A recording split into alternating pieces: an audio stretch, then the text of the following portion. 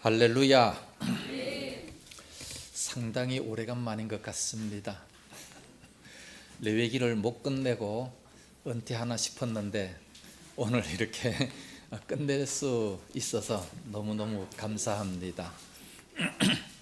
오전에 담임 목사님께서 광고하셨듯이 제 일정을 잠깐 말씀드리고 다음 주는 제가 부안에 전도 세미나로 1박 2일을 갑니다. 이틀 동안 꼬박 설교를 해야 돼서 참석을 못하게 되겠고, 12월 첫째 주, 둘째 주, 셋째 주는 세미나를 합니다. 오후 예배 때만. 그때 꼭 좀 다 모여 주시기를 바라고, 첫째 주에는 우리가 정말 왜 믿음을 가져야 되느냐, 너무 확실한 그러한 믿음을 가져야 될 것을 말씀을 드리고, 두 번째 주는 그러한 믿음을 갖기 위해서 어떻게 해야 되느냐, 믿음의 성장을 말씀을 드리고, 세 번째 주에는 교회 생활을 할 때 목사님과 우리 성도들의 관계가 너무너무 중요해서 담임 목사님과 우리 성도들의 관계에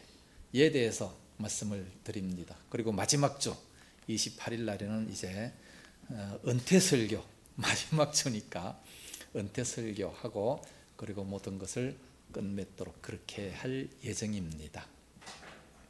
자, 오늘 레위기를 이렇게 또 마지막으로 해서 다 끝낼 수 있도록 참 이렇게 은혜 주셔서 너무너무 감사합니다. 다 못 끝내는 줄 알고 또 참 많이 찜찜했는데 이렇게 끝내게 됐습니다. 자, 빨리빨리 해서 막 그냥 제목만 할 수 있도록 해서 가도록 한번 해보겠습니다. 자, 레위기는 구약 성경의 가장 중요한 책입니다. 구약 성경을 가지고 뭐라 그러죠? 율법서. 신약 성경은 복음서. 자, 그러면 율법서, 그러면은 율법이 어디에 있습니까? 레위기잖아요. 예? 창세기를 가지고 율법서라고 합니까? 아니죠. 역사서를 가지고 율법서라고 합니까? 선지서나 뭐 성문서 이런 걸 가지고 율법서라고 안 해요. 그럼 구약은 왜 율법서라고 하느냐? 레위기를 중심으로 했기 때문에. 그래서 레위기 책이 너무너무 중요하다는 거예요. 근데 이 레위기를 우리가 다 싫어해요.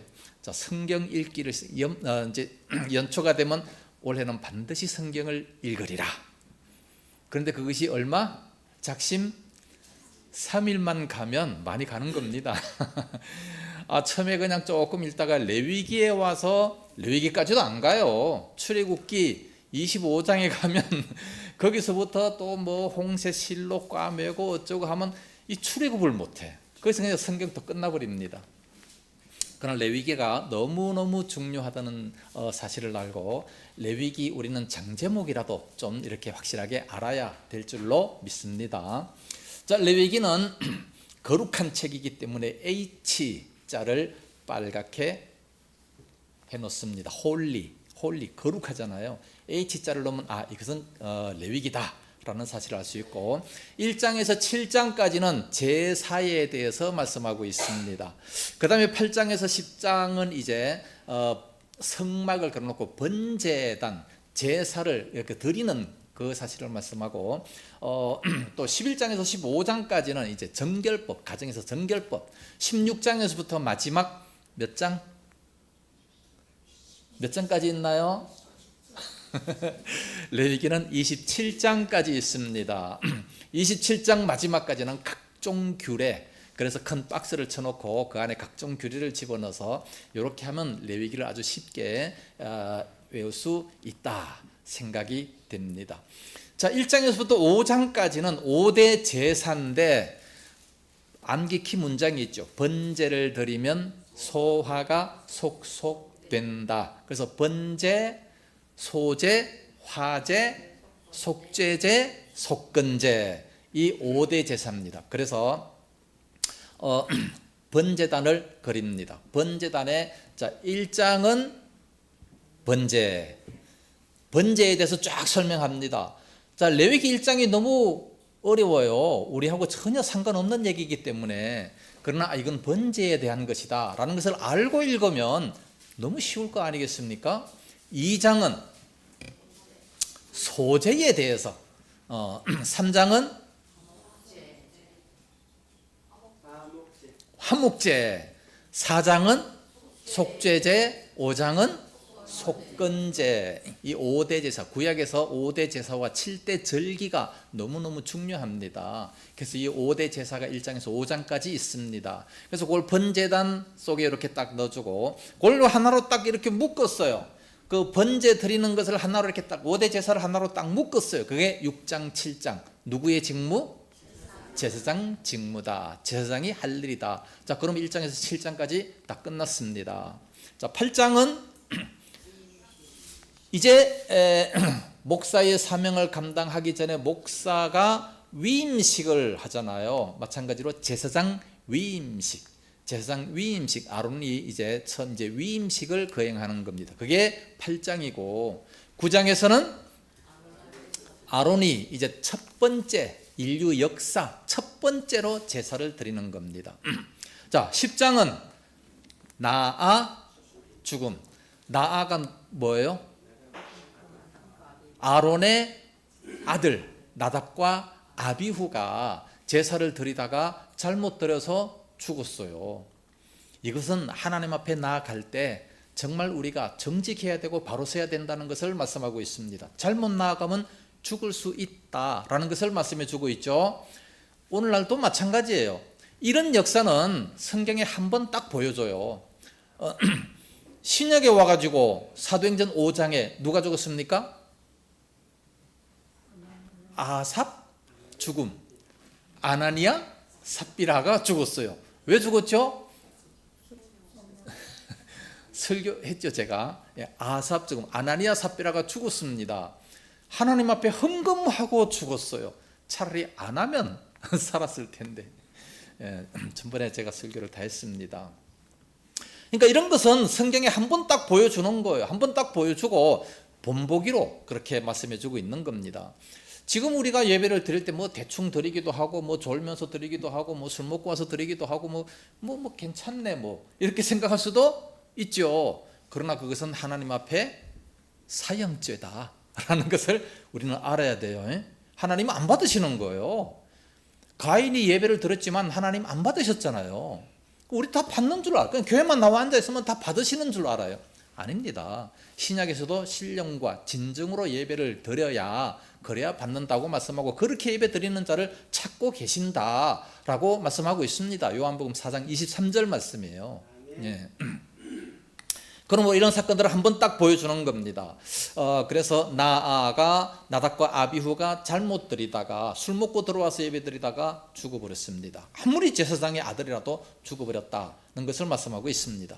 자, 11장에서 15장까지는 이제 가정의 정결법을 말씀하고 있습니다. 어떻게 정결할 수 있느냐? 11장은 맨 위에 지붕에다 놨어요.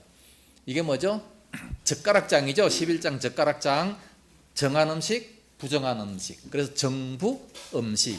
먹어야 될 것, 못 먹어야 될 것.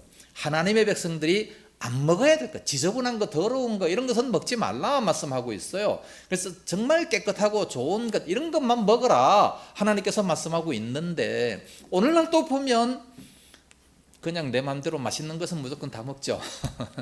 술, 담배 마음대로 하고 뭐 내 먹고 싶은 거 다 합니다. 그거 안 됩니다. 예? 안 돼요. 왜 그렇게 하나님께서 말씀하셨습니까? 하나님의 백성들을 너무너무 사랑하시기 때문에 그래서 내 백성들만큼은 제발 좀 건강하고 튼튼하게 잘 깨끗하게 살게 하기 위해서 그래서 그런 말씀을 주시는 겁니다. 그런 것이 하나도 필요가 없었더라면 왜 레위기 11장을 기록했겠습니까? 나하고 하나도 필요 없는데 무슨 관계가 있는데? 아니요, 다 필요합니다. 다 상징적으로 다 말씀해 주신 거예요. 자, 12장은 산모 정결식. 산모, 아기를 낳게 되면 부정하다. 남자는 40일, 여자는 80일 동안 부정하다. 다 왜 그런지 아시죠? 이거 다 하려고 그러면 너무 길고 빨리 나가겠습니다. 13장은 나병 환자. 나병 환자는 집안에 들어가지 못합니다. 바깥에 있기 때문에 나병 환자. 14장은 나병 정결법. 제사장에 가서 이제 물어가지고 이렇게 정결하게 되면 집에 들어올 수 있습니다. 15장은 구멍이 있기 때문에 유출병. 오늘날로 말하면 성병. 성병은 이제 있을 때 어떻게 해야 된다라는 것을 말씀하고 있습니다.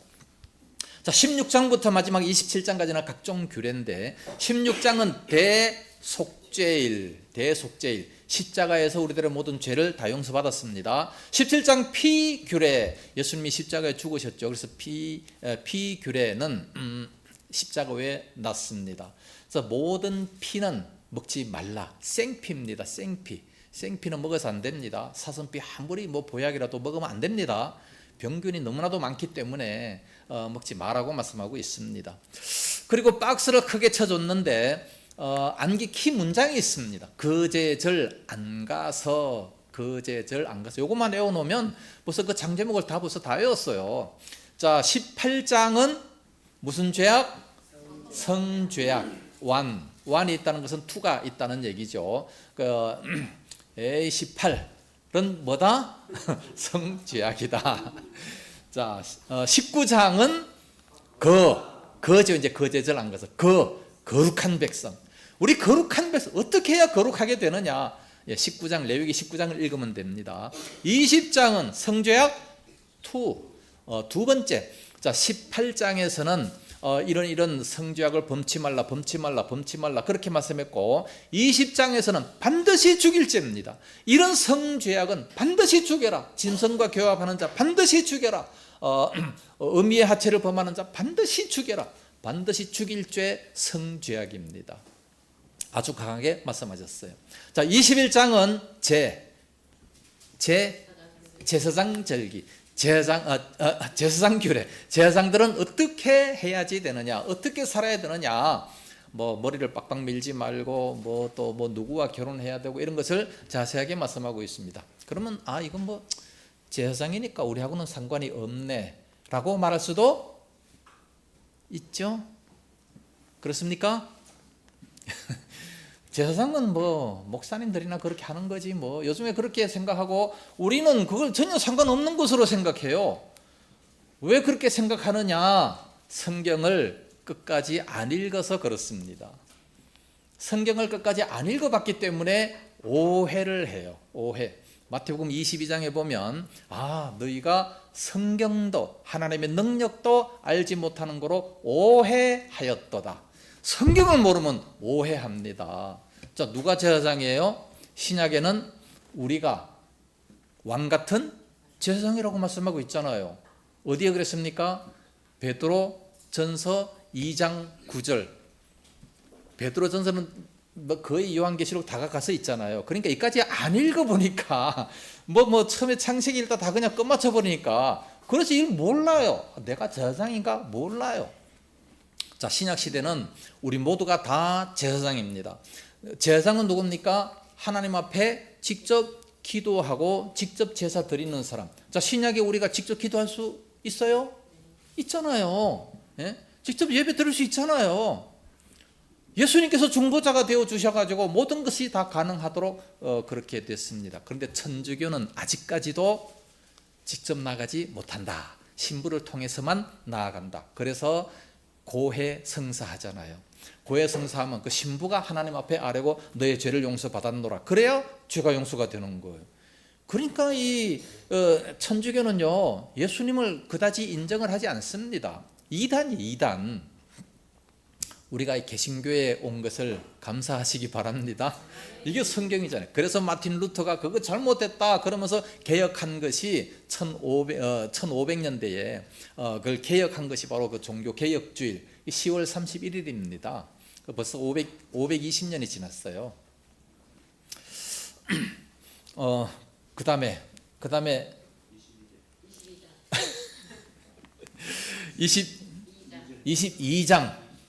22장은 성물 제물 규례, 성제 규례입니다. 성제 규례, 성물에 대해서 어떻게 하느냐, 또 제물은 어떻게 드려야 되느냐. 자, 23장 절기 규례, 절기는 몇 가지가 있다?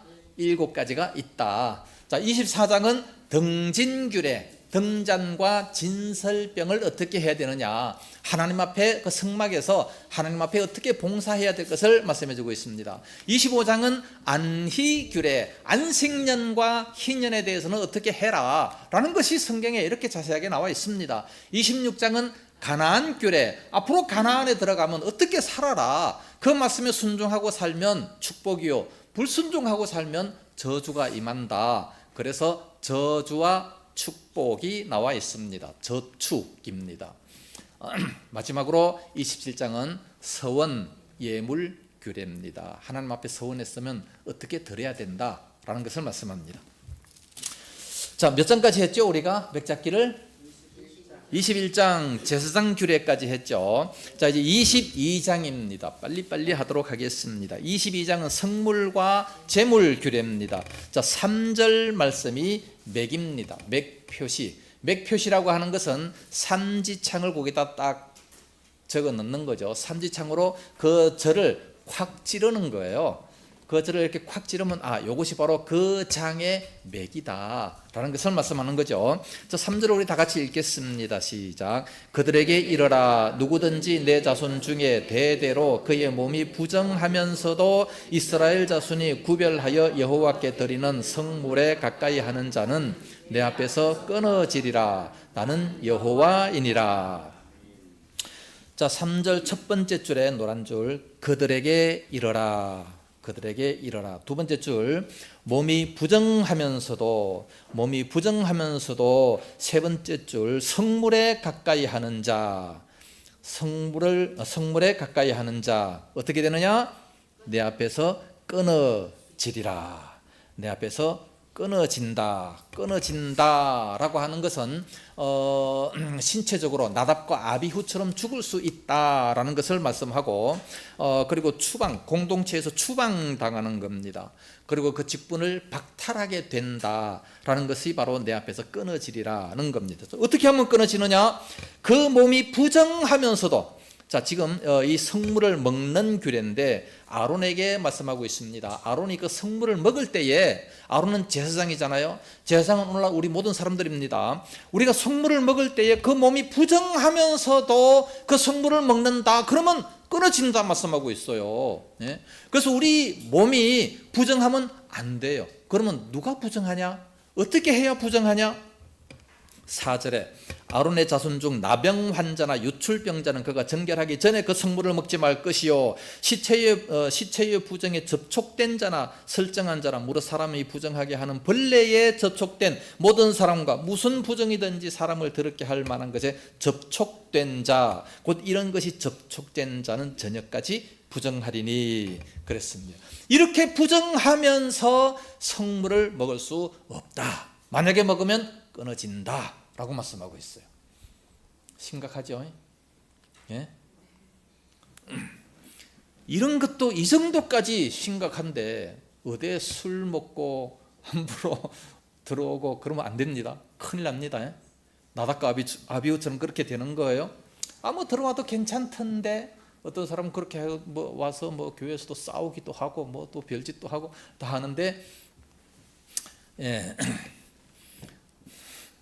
우리가 육체적으로 이렇게 아무런 그런 징조가 안 나타난다고 해서 인생들이 죄를 범하기에 담대하다, 그렇게 말씀을 하셨잖아요. 당장 징벌이 나타나지 않습니다. 그러나 그 영의 환난과 공고가 임하고 마지막 최후 심판 때에 그 모든 것이 다 드러나서 심판을 받게 된다고 말씀하십니다. 그래서 우리는 성경을 열심히 배워야 돼요. 모르니까 범죄하는 거죠. 모른다고 해서 용서가 되냐? 아니에요. 왜 모르냐? 이스라엘 백성들은요, 반드시 알아야 돼요. 그래서 반드시 성경을 읽어서 배워야 될 그런 절기까지 다 해서 초막절에는 반드시 읽어야 됩니다. 이거 나중에 이제 다 앞으로 나와요. 이제 모르는 것 자체가 바로 죄가 됩니다. 영생을 얻는 것도 알아야 영생을 얻는다고 말씀하고 있습니다. 8절에도 시체나 찢겨 죽은 짐승을 먹음으로써 자기를 더럽히지 말라. 나는 여호와니라. 그러면서 이렇게 14절도 만일 누가 부지 중에 성물을 먹으면, 알지 못하고 먹었단 말이에요. 그 성물에 그것의 5분 1을 더하여 제사장에게 주라. 부지 중에 모르고 그렇게 했다. 그것도 죄가 된다는 거예요. 만약에 모르고 했으면 20% 과태료. 20% 과태료잖아요. 과태료를 더 내라. 그렇게 말씀합니다. 20% 하나님의 이 과태료는요 굉장히 셉니다. 20%. 앞으로도 많이 나와요. 이 과태료가 11조도 이렇게 안 냈을 때 그 다음에 과태료 20% 해서 내야 되는 겁니다. 자, 이것이 바로 성물에 관한 규례고, 그 다음에 19절과 20절에는 이제 재물에 대한 규례입니다. 19절과 20절 맥 표시를 하시고 다 같이 읽습니다. 시작. 기쁘게 받으심이 되도록 소나 양이나 염소의 흠 없는 수컷으로 드릴지니 흠 있는 것은 무엇이나 너희가 드리지 말 것은 그것이 기쁘게 받으심이 되지 못할 것임이니라. 자, 19절 끝에 흠 없는 수컷으로 드릴지니, 흠 없는 수컷으로 드릴지니, 20절에 흠 있는 것은 무엇이나 너희가 드리지 말 것. 두 번째 줄에 기쁘게 받으심이 되지 못할 것. 자, 흠이 있으면 하나님께서 안 받으신다는 거예요. 자, 짐승을 드립니다. 짐승을 드리는데 깨끗하고 건강한 짐승, 가장 건강하고 깨끗한 이런 것을 드려야 되는데 흠이 있어요. 그러면 그것을 하나님이 안 받으신다는 겁니다. 자, 어떻게 흠이 있느냐? 22절에 너희는 눈먼 것이나 상한 것이나 지체에 배임을 당한 것이나 종기 있는 것이나 섭진 있는 것이나 비루 먹은 것을 여호와께 드리지 말며, 이게 다 흠이에요. 이런 것들을 말라기 시대에 보니까 제사장들이 다 들었어요. 말라기 1장 8절 말씀 보니까 이런 것을 다 들었습니다. 하나님이 안 받으신다고 말씀하셨어요. 분명히 그거 안 받았다. 근데 지들은 다 들었다고 얘기를 하고 있어요. 제가 시골 목회를 할 때에 이제 농산물 이런 걸 많이 사택으로 가지고 오잖아요. 배추나 뭐 무나 뭐 이런 거 보면 이제 많이 이렇게 농산물을 짓고 깨끗하고 좋은 건 다 시장에 내다 팔고 이제 좀 상품 가치가 없는 거 이런 걸 사택으로 갖고 와요. 그럼 내가 그거 보면 내가 기분이 좋습니까? 물론 뭐 없으니까 먹기는 먹죠. 그렇지만 기분은 안 좋아요. 하물며 하나님 앞에 드린다면 좋아하겠습니까? 이런 흠 있는 것은 하나님이 안 받으신다고 말씀하셨어요. 그래서 흠 없는 것, 우리가 하나님 앞에 드리는 것은 뭐든지 최고로 좋은 것으로 해야 됩니다. 꽃꽂이를 한다 그래도 이 꽃이 가장 예쁜 것, 가장 싱싱한 것, 이런 걸 갖다가 딱 해서 아름답게 해서 드려야, 그래야 좋은 것이지, 다 시들어가는 것, 그 바깥에 사람들이 버린 것, 그거 주워와 가지고 갖다가 이렇게 꽂아 놓으면 그게 좋겠습니까? 네. 하나님이 안 받으신다라고 말씀하고 있습니다. 여러 가지 말이 많지만, 자, 23장에서는 절기 규례입니다. 절기는 7가지 절기가 있습니다. 자, 7절기가 있는데 4절과 5절 맥 표시하시고 요것만 맥 표시하십니다. 4절과 5절 시작. 이것이 너희가 그 정한 때에 성회로 공포할 여호와의 절기들이니라. 첫째 달 열 나흘날 저녁은 여호와의 유월절이요. 자, 4절 후반절에 성회로 공포할 여호와의 절기들, 여호와의 절기들이 7절기가 있습니다. 5절 끝에 유월절 6절에 무교절, 이건 다 설명하려고 그러면 너무 힘들고요. 그 다음에 10절 맨 끝에 첫 이삭 한 단을 제사장에게로, 초실절입니다. 초실절은 첫 번째 이삭이 난 것은 무조건 하나님 앞에 가져가는 겁니다. 그러니까 밭에 가서 이제 그 여러 농작물이 나서 첫 번째 이삭이 딱 나오는 거, 그거는 무조건 하나님 앞에 드렸다는 겁니다.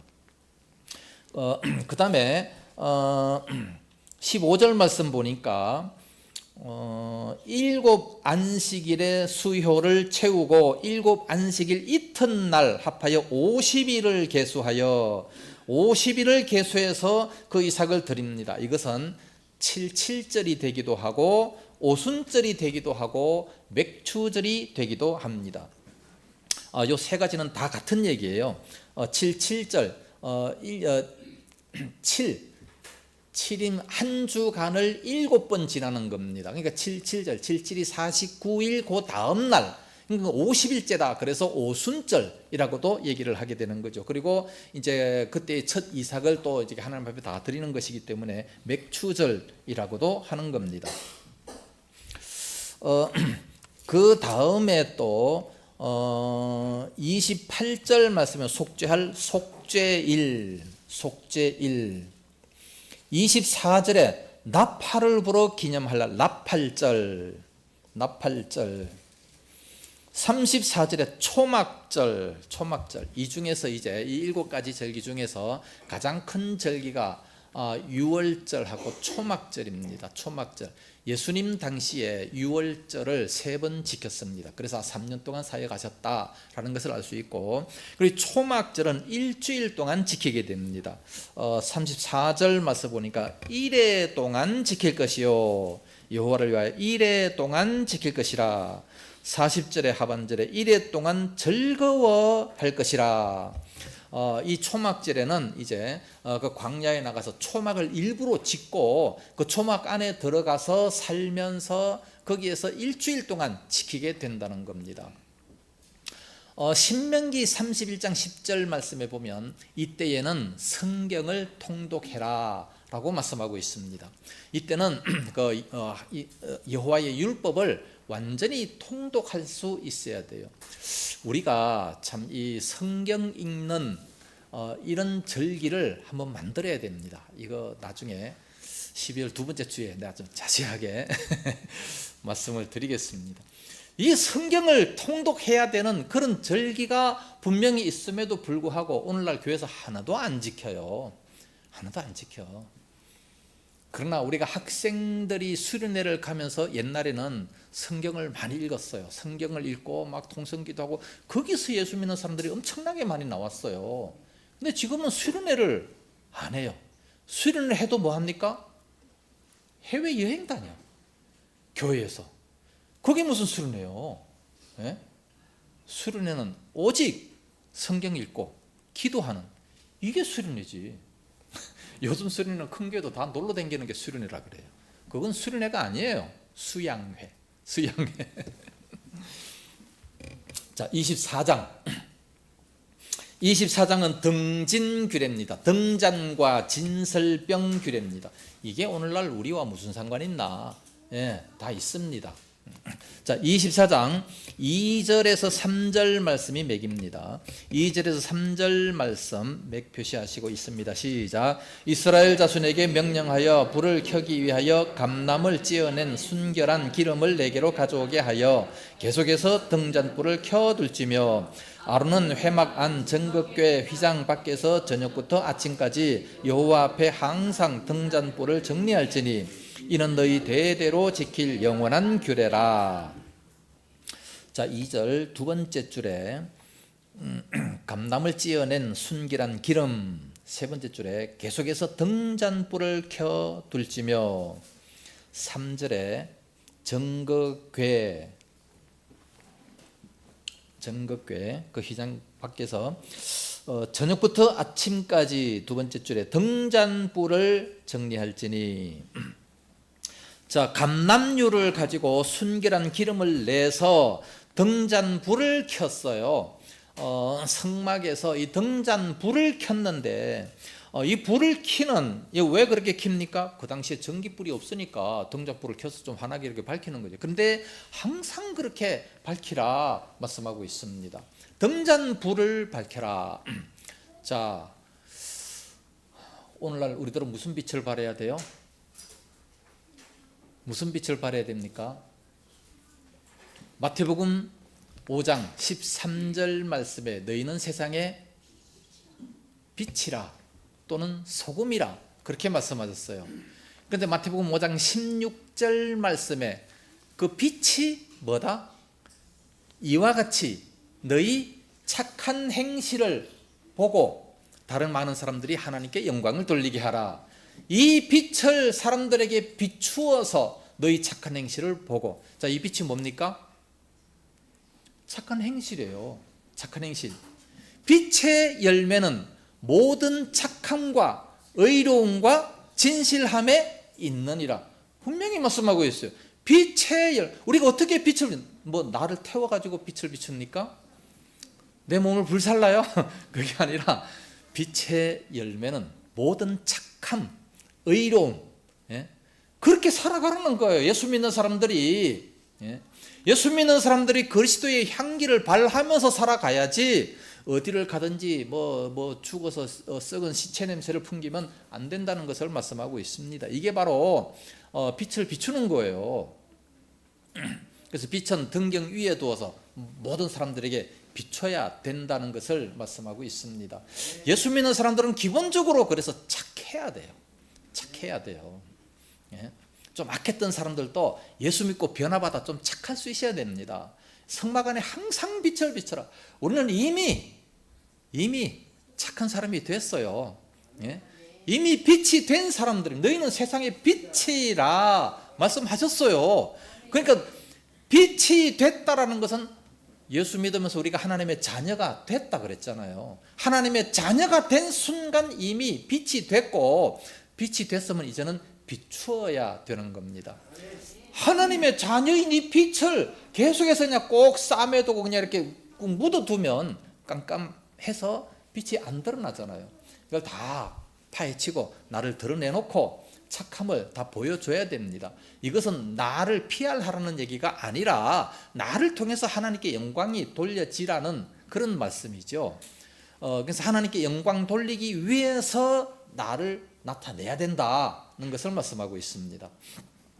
과거에 우리가 예수 믿기 전에는 정말 이렇게 악하게 나만 위해서 살았지만, 그러나 예수 믿고 이렇게 변화됐습니다. 예수 믿고 이렇게 행복했습니다. 예수 믿고 정말 당신을 위해서 내가 이렇게 희생하며 헌신하며 살아갈 수 있는 능력이 생겼습니다. 이렇게 나타내라는 말씀이에요. 이게 바로 빛입니다. 그것이 바로 성막에 이렇게 빛을 계속 비추는 것과 마찬가지입니다. 자, 5절과 6절에 또 맥입니다.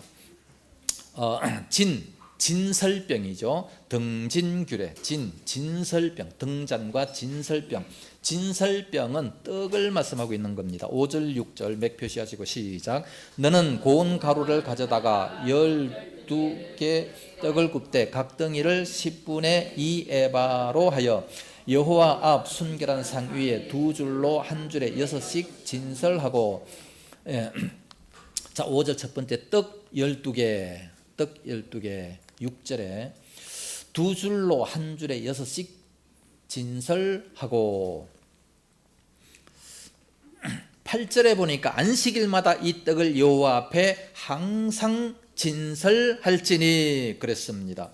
항상 이 떡을 진설해서 안식일마다 진설해서 그것이 이제 먹으라는 얘기죠. 9절 끝에 보니까 이는 영원한 규례라.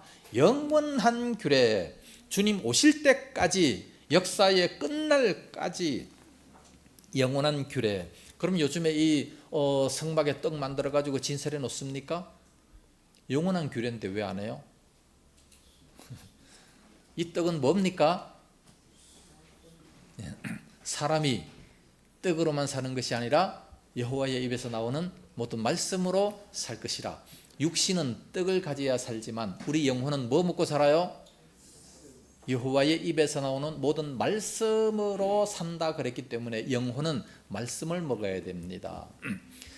육신은 좋은 음식을 많이 잘 먹어야 건강하듯이 영혼은 하나님의 순결한 말씀을 잘 먹어야, 그래야 건강할 수 있습니다.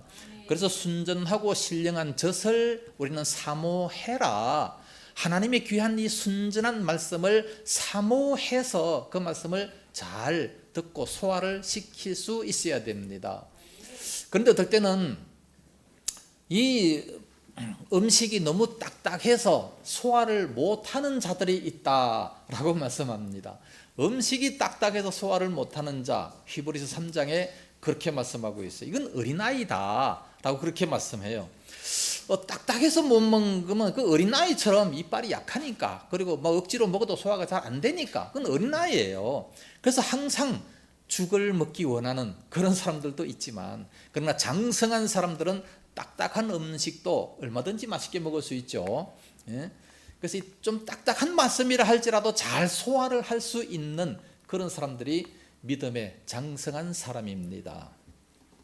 우리는 그런 사람이 돼야 돼요. 믿음이 좀 이렇게 장성해야, 그래야 어떤 말씀이라도 다 아멘하고 받을 수가 있는 것이지, 믿음이 약하니까 그냥 뭐 조금만 이상한 말씀을 하면 그걸 또 오해를 해버리고 그냥 몰라버리고 그러는 경우들이 많습니다. 하나님 말씀을 잘 이게 이해가 안 돼서 못 들으면 그냥 체념을 해요. 체념을 하면서 에이, 나하고 상관없는 말씀, 눈을 뚝 감고 있다가 졸아버려요. 그러면 오늘 무슨 말씀을 들었는지, 오늘 와서 예배할 때 그 말씀의 중심이 뭔지 아무것도 몰라. 그냥 돌아가요. 그래 놓고서 오늘 예배 드렸다, 오늘 주일 성수했다. 잘했다. 하나도 안 먹었어요. 영혼이 말씀을 하나도 안 먹었음에도 불구하고 주일 성수했다 스스로 만족하고 돌아가서 또 그냥 일주일 동안 살아가는데 지 맘대로 살아가죠. 뭐가 이게 뭐 소화가 돼야 뭐 힘을 얻고 뭐 이렇게 하는 것이지, 하나도 소화가 된 것도 없고 먹지도 않았는데 뭘 일주일 동안 말씀대로 살아요. 그러면 아침에라도 일찍 일어나서 성경을 읽으면서 스스로 이렇게 영혼의 양식을 얻어야 되는데 그것조차도 안 하고 늦게 일어나서 회사 가기 바쁘다, 늦었네 그러면서 그냥 육신의 밥도 안 먹고 그냥 휜가오래, 그러면 영육간에 그냥 초췌해져 가지고 참 살아가는 것이 피곤합니다. 그러면 안 되겠죠. 그래서 영원한 규례로 항상, 그래서 이 등진 규례가 뭐냐, 빛을 발해야 되고 하나님의 이 귀한 말씀을 항상 우리가 먹어야 될 것을 말씀하고 있습니다. 그러다가 또 중요한 말씀이 있는데 16절 말씀은 여호와의 이름을 모독하면 그는 반드시 죽일지니, 반드시 죽여라. 성경에서 반드시 죽일 죄가 굉장히 많습니다. 성죄악도 그렇고요, 안식일을 범해도 그렇고요, 부모를 저주해도 반드시 죽이라고 말씀하고 있습니다. 하물며 여호와의 이름을 모독하면 그는 당연히 반드시 죽여야지요. 그런데 오늘날 사랑이란 이름으로 너무 관대해가지고 이 모든 것들을 다 용서해줘요. 아니 지가 무슨 하나님보다 더 자비로운 것 같아. 그러면 안 돼요. 모든 선이 뭐냐, 하나님을 중심으로 해야 그게 선악이 제대로 되는 것인데, 하나님보다 더 자비로운 척하면 그건 위선입니다. 그 교만도 되는 겁니다. 그래서 말씀에 어긋나는 모든 것들은 다 죄예요. 죄가 뭐냐, 헬라어 원어를 보면 하말티아라는 것인데 이것은 관역에서 빗나갔다라는 뜻입니다. 관역이 있으면 그 중앙에 딱 맞춰야 되는데 거기서 자꾸 빗나가 버려요. 정말해서 하나님의 뜻에서 빗나가는 모든 것들은 전부 다 죄다, 그런 말이에요. 그런데 세상의 모든 이 법이라든지 국회에서 만드는 모든 법들도 성경에 빗나간 것들이 얼마나 많습니까? 세상 법을 따라가지 말고 하나님 법을 우리는 따라야 될 줄로 믿습니다. 자, 25장 10분 남았습니다. 25장은 안희규례. 안희규례는 안식년 희년입니다. 안식년 희년 3절과 4절이 맥입니다. 시작. 너는 6년 동안 그 밭에 파종하며 6년 동안 그 포도원을 가꾸어 그 소출을 거둘 것이나 7째 해에는 그 땅이 쉬어 안식하게 할지니. 거기까지. 자, 4절에 7째 해 노란 줄, 그 땅이 쉬어 안식하게 할지니. 8절에도 보니까 요거는 이제 희년이네. 자, 6년 동안 열심히 그 땅에 이제 그 소산을 이렇게 해서 먹고 7년째는 안식해라. 그러면 7년째 어떻게 뭐 먹고 삽니까? 그러는 사람들도 많이 있습니다. 자, 계속해서 10절 말씀에 또 이제 희년입니다. 희년 규례입니다. 10절 시작. 너희는 50년째 해를 거룩하게 하여 그 땅에 있는 모든 주민을 위하여 자유를 공포하라. 이 해는 너희에게 희년이니 너희는 각각 자기의 소유지로 돌아가며 각각 자기의 가족에게로 돌아갈지며. 자, 10절 첫 번째 줄에 50년째 해를 거룩하게, 50년째 해를 거룩하게. 두 번째 줄에 자유를 공포. 왜 그렇게 합니까? 희년.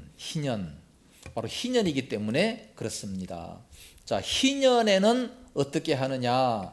모든 노예들을 해방시킵니다. 50년째니까 이때는 모든 노예들을 다 해방시키고 육체적 모든 노동으로부터 안식을 하게 되는 겁니다. 11절에도 보니까 50년째 해는 너희의 희년이니 너희는 파종하지도 말고 스스로 난 것을 거두지도 말고 가꾸지 아니한 포도를 거두지도 말라라고 말씀하고 있습니다. 그러면 7년째는 뭘 먹고 삽니까? 어떻게 해서 살아요? 그걸 묻습니다. 20절에 만일 너희가 말하기를 우리가 만일 7째 해에 심지도 못하고 소출을 거두지도 못하면 우리가 무엇을 먹으리요 하겠으나 21절에 내가 명령하여 6째 해에 내 복을 너희에게 주어 그 소출이 3년 동안 쓰기에 족하게 하리라. 할렐루야. 그렇게 다 해주신대요. 이걸요 이스라엘 백성들이 광야에서 다 체험을 했습니다. 광야에서 안식일을 지킬 때에 6일 동안에는 만나를 다 내려주셨죠. 만나를 담는 7일째는 어떻게 합니까? 6일째 곱빼기로 주셨어요. 배나 더 많이 주셨습니다. 그래서 7일째는 아무 일을 안 해도 충분히 먹고 살 수 있도록 그렇게 해주시는데 안식년 희년에는 3배를 더 주시겠대요. 3배. 3배를 더 주시니까 충분히 일 안 해도 먹고 살 수 있도록 해주시겠다는 겁니다. 왜 그렇게 해야 됩니까? 그것은 바로 23절 말씀 보는 토지를 영구히 팔지 말 것은 토지는 다 내 것임이니라. 토지 무럭이 다 하나님 것이기 때문에 그래서 그렇게 해도 얼마든지 할 수 있도록 해주겠다라는 것을 말씀하고 있습니다. 자, 26장.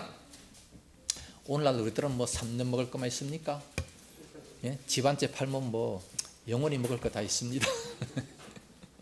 자, 26장은 가나안 규례입니다. 가나안 규례는 저축입니다. 저주와 축복입니다. 자, 3절과 4절 말씀에 매깁니다. 시작. 너희가 내 규례와 계명을 준행하면 내가 너희에게 철따라 비를 주리니 땅은 그 산물을 내고 밭의 나무는 열매를 맺으리라. 자, 3절에 내 규례와 계명을 준행하면, 계명을 잘 지키면 어떤 복이 있겠느냐? 철따라 비를 준대요. 그래서 열매를 맺게 되고 5절에 음식을 배불리 먹고 6절에 땅에 평화를 주겠다. 그래서 사나운 짐승이 도무지 없겠다. 원수들을 다 쫓아내겠다 그랬고 8절에 다섯이 백을 쫓고 너희 백이 만을 쫓게 된다. 그래서 너희 대적들이 너희 앞에서 다 칼에 엎드러질 것이다. 9절에 내가 너희를 돌보아 너희를 번성하게 하고 너희를 창대하게 할 것이다 말씀하셨습니다. 자, 이 얼마나 놀라운 복입니까? 참 이런 복이 말씀에 순종하면, 지금까지 쭉 했던 이 모든 말씀에 순종하면 그렇게 해주겠다. 그런데 만약에 순종하지 아니하면, 자, 14절과 15절 맥입니다. 저축이니까 저주와 축복, 저주입니다. 14절에 15절 저주입니다. 맥 표시하시고 시작. 그러나 너희가 내게 청종하지 아니하여 이 모든 명령을 준행하지 아니하며 내 규례를 멸시하며 마음에 내 법도를 싫어하여 내 모든 계명을 준행하지 아니하며 내 언약을 배반할진대. 자, 14절 끝에 모든 명령을 준행하지 아니하며, 모든 명령을 준행하지 아니하며, 15절 끝에 내 모든 계명을 준행하지 아니하며 배반할진대. 배반할진대. 어떤 재앙이 있느냐? 16절 말씀에 재앙을 내려 폐병과 열병으로 눈이 어둡고 생명이 쇠약하게 될 것이고 대적들이 모든 파종한 것을 먹고, 17절에는 내가 너희를 치겠다. 그래서 쫓는 자가 없어도 도망하겠다. 18절에 만일 그렇게까지 됐는데도 불구하고 청종하지 아니하면 7배나 더 징벌할 것이다. 그래서 하늘을 철과 같이 땅을 놋과 같이 해가지고 아무리 수고해도 이렇게 파종이 되지 않겠다 말씀하고, 21절에 그렇게 했음에도 불구하고 청종하지 아니하면 7배를 더 재앙을 내릴 것이다. 그럼 몇 배입니까? 7배면 7, 7이 49, 49에 또 7을 곱해요. 이게 몇 번입니까? 24절에 너희에게 대항하여 너희 죄로 말미암아 너희를 7배나 더 치리라. 28절에 27절부터 너희가 이같이 될지라도 내게 청종하지 아니하고 내게 대항할진대 내가 진노로 너희에게 대항하되 너희의 죄로 말미암아 7배나 더 징벌하리니. 계속해서 7배나 더 징벌하는 것을 4번이나 했어요. 그러면 몇 배입니까? 예? 계산이 잘 됩니까? 2401배입니다. 2400배. 현재에 있었던 그것의 2400배의 저주가 임하게 되는 거예요. 자, 1절에서부터 13절 말씀까지는 축복을 말씀하고 14절 말씀에서부터 마지막 46절까지 저주가 훨씬 더 많습니다. 이거와 똑같은 장이 신명기 28장인데 신명기 28장에도 1절에서부터 14절까지는 축복을 말씀하고 15절 말씀부터 68절 말씀까지 엄청나게 긴 거는 저주를 말씀하고 있습니다. 왜 저주가 이렇게 훨씬 더 길어요? 하도 순종하지 아니하니까, 너무 불순종을 많이 하니까 저주를 많이 말씀하셨어요.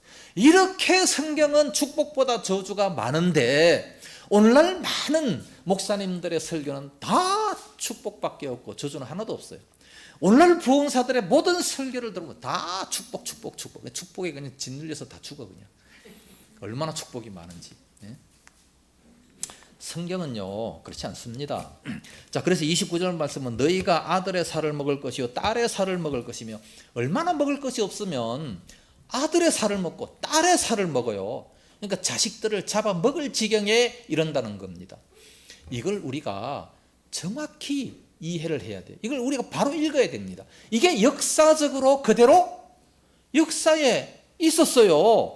열왕기하 6장 24절 이하 쭉 말씀 보면 얼마나 기근이 심했는지, 오늘은 내 아들을 삶아 먹고 내일은 네 아들을 삶아 먹자. 그래서 오늘 삶아 먹었어요. 삶아 먹었는데 내일은 이제 네 아들을 삶아 먹어야 되는데 그 아들을 감췄어요. 그래서 또 막 싸우고, 그래서 왕이 또 그걸 발견하고, 그래서 왕한테 또 호소하고 오늘 저 아들을 내줘야 되는데 안 내줍니다. 그러니까 또 왕이 옷을 찢고 막 별짓이 다, 이게 역사적으로 다 이루어집니다. 성경 해석은요, 왜 지금 이렇게 이걸 정확히 해야 되느냐, 이걸 알아야 이게 율법에 불순종할 때 이렇게 됐다, 이 저절로 해석이 되잖아요. 불순종하면 그렇게 되는 겁니다. 예? 그뿐만 아니라 36절 말씀 보면 그들은 바람에 불린 잎사귀 소리에도 놀라 도망하기를 칼을 피하듯 도망할 것이요 쫓는 자가 없어도 엎드러질 것이다. 37절에는 원수들을 맞설 힘이 없을 것이요 38절에 너희 원수들이 너희 땅을 삼키겠다. 그러면서 39절에도 다 이렇게 쇠잔하게 될 것이다 라고 말씀했어요. 여러분들 그 유대인 때려잡는 영화들이 굉장히 많죠. 이스라엘 백성들, 유대인들이 2000년 동안 나라가 없었어요. 나라가 없어요. 그 모든 그 영화들을 보면 유대인들이 그렇게 두렵고 뭐 무슨 소리만 해도 놀라고 도망가고, 이 역사적으로 그대로 다 이루어지는 것을 다 말씀해 주고 있는 겁니다. 왜 그렇게 됐습니까? 말씀에 불순종하니까. 예수님을 십자가에 죽인 죄부터 시작해서, 그래서 나라가 없어진 것부터 시작해가지고 유대인만 하면 다 막 때려잡잖아, 유대인들을. 그게 다 이 성경 이대로 다 이루어진 거예요. 그래서 43절에 내 법도를 싫어하며 내 규례를 멸시하였으므로 그렇게 됐다는 것을 말씀합니다. 자, 27장. 자, 요것만 빨리 하고 끝내겠습니다. 서원 예물 규례입니다. 이 서원 예물 규례는 민수기 30장에 더 자세하게 기록이 되어 있습니다. 그 설교를 했죠. 자, 2절 말씀이 맥입니다. 2절 시작. 이스라엘 자손이 말하여 이르라. 만일 어떤 사람이 사람의 값을 여호와께 드리기로 분명히 서원하였으면 너는 그 값을 정할지니. 자, 2절 두 번째 줄에 이 사람의 값을 여호와께 드리기로 분명히 서원하였으면, 그렇게 서원했으면 3절에 보니까 정한 값은 20살부터 60살까지는 어떻게 얼마를 드려야 된다라는 것을 말씀하고, 8절에 서원한 자가 가난하면 제사장이 또 이렇게 그 앞에 가서 이렇게 정한 대로 할 것이다. 9절 말씀에 보면 짐승을 바치기로 한 서원입니다. 14절에 자기 집을 성별해서 바치기로 한 서원입니다. 이렇게 바치기로, 또 16절에 자기 토지, 자기 밭을 갑철 얼마를 성별해서 여호와께 드리기로 서원을 했습니다. 이렇게 서원해놓고 야 이거 아까운데 안 되겠다, 안 드리겠습니다 라고 한다면 그럼 어떻게 해야 돼요?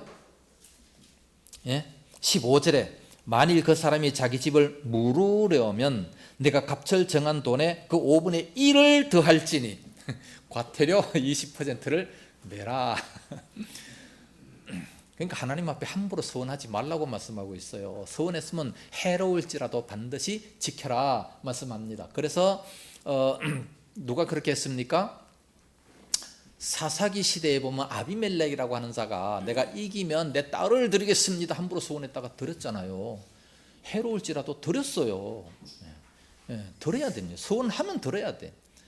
서원해놓고 막 부흥회 때 막 갔다가 그냥 박수치고 뭐 찬송하다가 얼마 드리겠습니다 그래 놓고서 그냥 집에 아이고 내가 미쳤지, 내가 왜 그걸 서원했나, 그러면 안 돼. 그렇게 생각하면 벌써 5분의 1 더 드려야 돼요. 아예 서원 안 하는 것이 낫습니다. 우리가 하나님 앞에는 정말 말 잘해야 돼요. 정직하게 해야 되고 신중하게 생각해서 그렇게 서원을 해야지. 이건 사람 앞에도 마찬가지입니다. 사람하고 무슨 약속을 했으면 지키는 거죠. 약속은 왜 있습니까? 지키라고 있는 것이지. 약속해놓고 안 지키면 과태료 내야 돼요. 과태료 20%. 알겠습니까? 뭐 핑계 대지 마세요. 약속해놓고 안 지키면 그 과태료 내야, 그래야 그게 정상입니다. 지금 할 말이 너무 많은데 지금 시간이 지나가지고 못하겠습니다.